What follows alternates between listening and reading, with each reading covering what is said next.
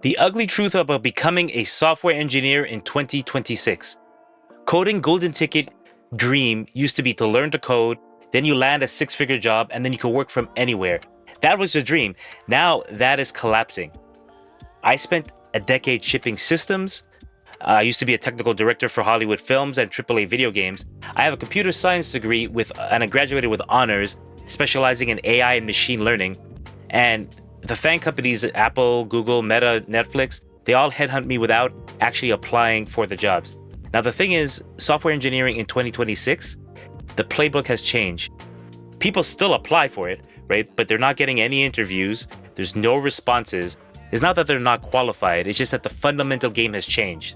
Now, the old playbook, it doesn't work anymore, right? So what you used to do is go to bootcamp, do bootcamp classes, do the basics. You learn like Python, JavaScript, React, and then you go and make tutorial apps. You find that on YouTube, like a calendar or like a to-do list, right? And then after that, you do mass applying and you apply for hundreds of jobs. Just through numbers alone, you get probably about 6 interviews and then you just land one. Now, the thing is, it doesn't really work that way now because now there's thousands that apply for roles and it's extremely selective. And the thing is, also, AI now handles CRUD. When you talk about CRUD, we're talking about like create, read, update, delete apps and databases, right? That's like one of the basic stuff in it.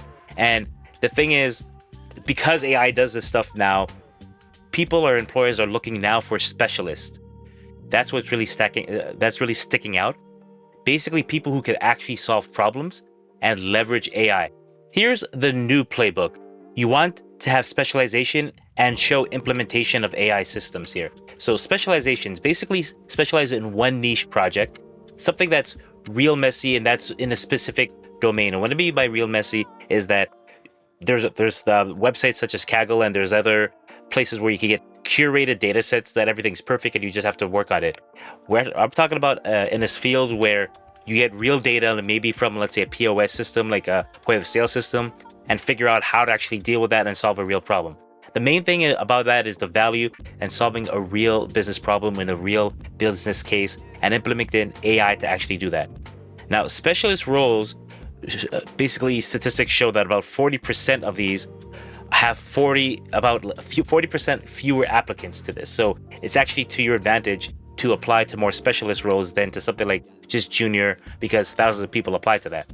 Engineers who actually implemented AI, not just people who use ChatGPT, but build AI into their actual production system. That's what people are looking for.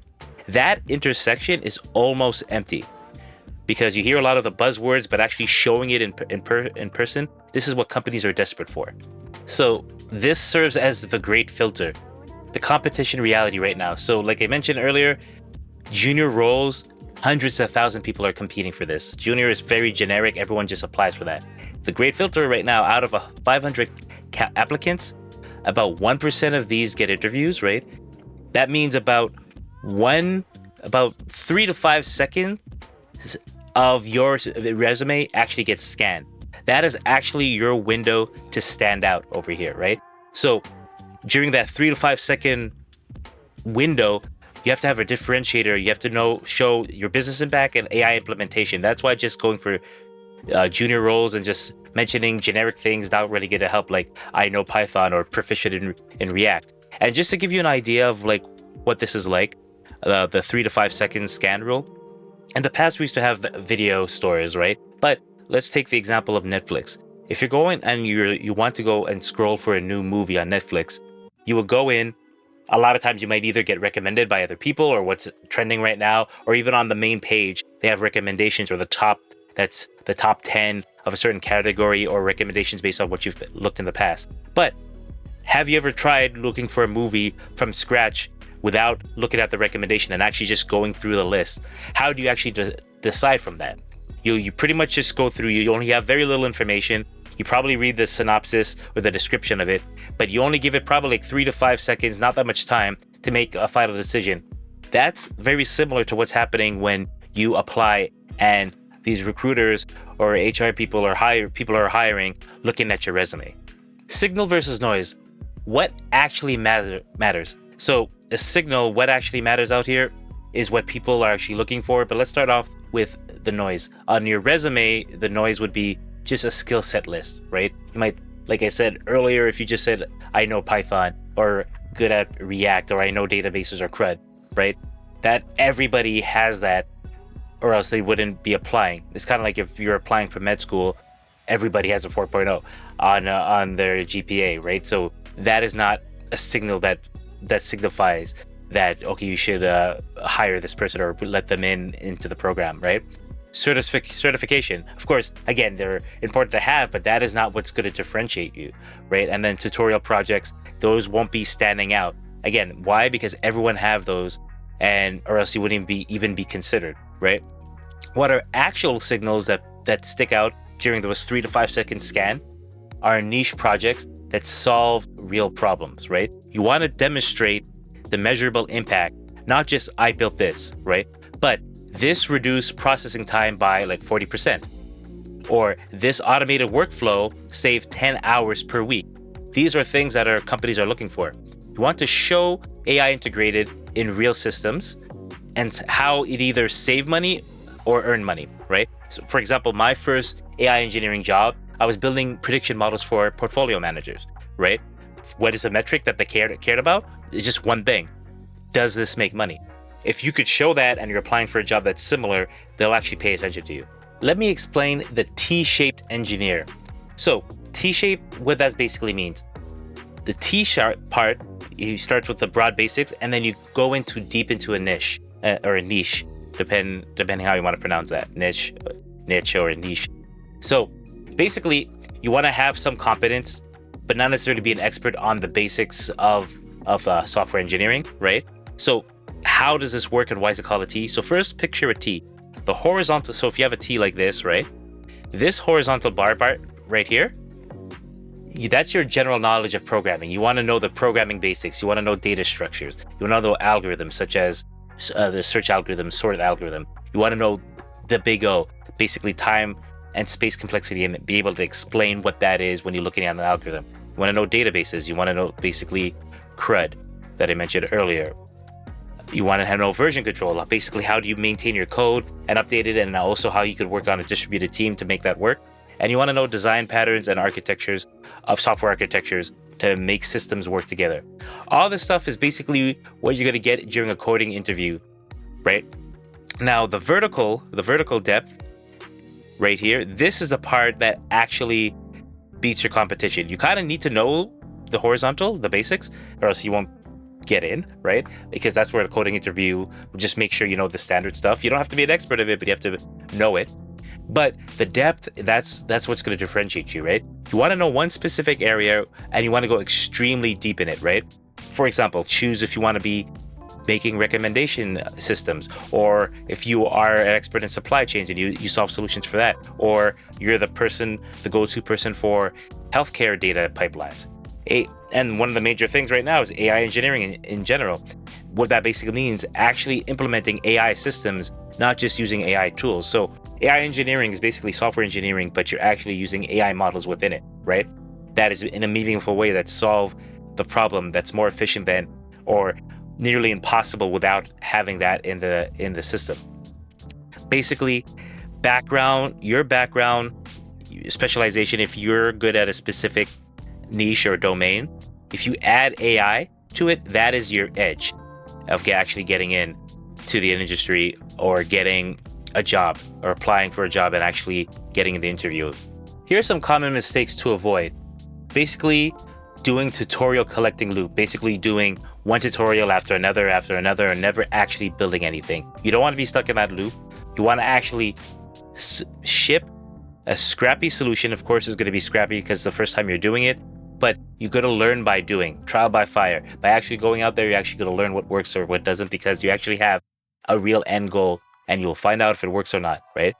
Now, the thing is, people might say, even when you're finished, and you might show other people, they might complain and say, well, your solution might not be optimal, right? I say your non-optimal solution that exists actually gets the job done and will be considered for companies that are looking for that solution, versus a perfect optimal solution that does not exist. Basically, that equals it's useless. it's easy to be a critic and say like what they should have done or how could it be done better, but it doesn't exist, right? Your finished work is your best work, and that's what actually gets considered, right? The other common mistake is actually ignoring the AI shift, where people just go over theory the whole time but never actually ship anything. One of the main reasons about that is that they're like, oh, AI is a fad, it's a gimmick, and they just refuse to adapt but just do what they normally do. And I've seen a lot of people do this stuff, and it's not a fad. It's here right now, whether you agree with it or not. You should learn how to use it to mainly for your advantage. You want to be riding the wave. If not, you're going to be swept under it, right? The other part of this is actually, again, going back to actually doing. I knew this is a real thing. I actually knew PhDs that talk about AI a lot. They met every Sunday, and they go and talk about it for hours of what works, what doesn't work, and what's the best way to implement it. But they never actually did anything with it, right? Versus some people I know are maybe not the most. They don't know as much detail as the PhD people, but they actually implement it. And I could give you a recent example. I know someone that went out and basically did business development, found out people who are looking for a solution in general, and then found out what their problem was, and then listed all what would be the ideal solution for them. And he figured, okay, I could use AI to solve this. Then he went out and figured out what AI tools you need to chain together to make an AI engineering solution to the problem. And he landed the contract. He basically went out, found a person who had a problem, willing to take a solution. He didn't know the answer at the time, figured something out. He built a demo, demonstrated it to them, and now they are actually doing a contract with it. And once that's done, they can repeat that and find other clients that are very similar. Like I mentioned earlier, find a simple problem, not a simple problem, but basically a problem, and go deep into it, because once you solve it and you know there's other people with it, if you solve it for one group, then most likely others will want it as well. Here's your 7-day action plan. Day 1 and 2, pick a niche, and that's an AI fit for your niche or something that you're close to. So you want to pick a specific area where you can develop your AI expertise, right? And you want to ask yourself, how can AI can be applied to this domain, right? Once you've done that for days 3 to 5, you want to pick messy spike project and ship it. Get something done and ship that actually solve a problem. So you want to find a real messy problem in that niche. And when I say a messy problem, that problem that people have, and it's usually the traditional ways, people can't solve it easily. And you want to build a solution, make sure you incorporate AI. It might seem messy, but AI, there's a lot of AI models out there that could actually solve different parts of it. And you want to make sure you incorporate it in a meaningful way. Don't just throw in AI there just for the sake of it, right? Once you have that, day 6 to 7, you want to do targeted outreach. You want to qualify people out there, not just anybody. And you want to go out and lead with value. So what you want to do, identify managers, engineers in your niche on LinkedIn, right? You want to share your project. Again, you want to do a meaningful project, right? A meaningful project, right? Then you want to, when you start, you want to provide value first. Basically share the insights you found, the problems you solved, right? When you do that, people are more willing to have a conversation with you because you lead with something useful and concrete, as opposed to begging for a job or basically solicit them, and then they want to get away from you because you're kind of like bothering them, right? Basically, you want to position yourself as someone who solves specific problems in a specific domain. You want to be the go-to person for that. The old playbook is dead. The market is flooded.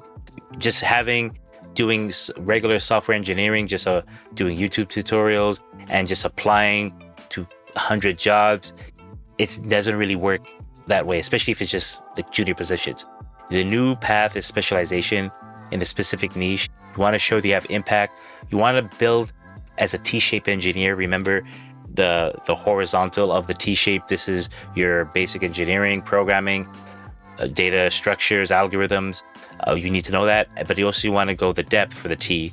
And this is where that specialize in what you learn in your specific field or domain. Again, if it's like supply chain or recommendation systems, things like that, right? Again, broad enough to function so you can work in any field in general, general programming, but deep enough to stand out. That's what the T-shaped engineer is about, right? Remember, AI engineering is in demand right now. And if you're able to apply AI to a real solution, to a real problem, and actually provide a solution that people are looking for, people will pay attention. They will come to you.